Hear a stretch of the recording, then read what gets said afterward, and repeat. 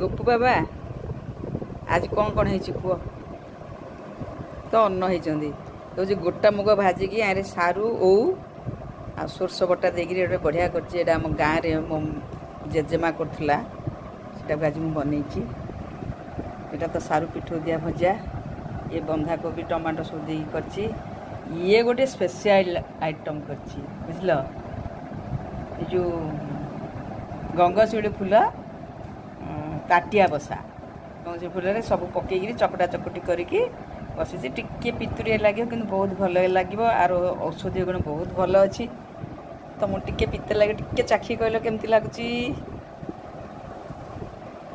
କେଉଁଟାକୁ ଆଗ ଚାଖିବ ଏଇ ମୁଗ ବେସର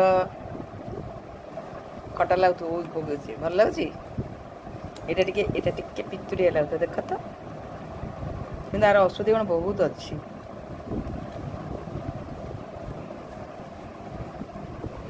କ'ଣ ଲାଗୁଛି ମୁହଁଟା କ'ଣ ଏମିତି ଆମ୍ବିଳେଇ ଦେଲ ହଉ ଖାଇନିଅ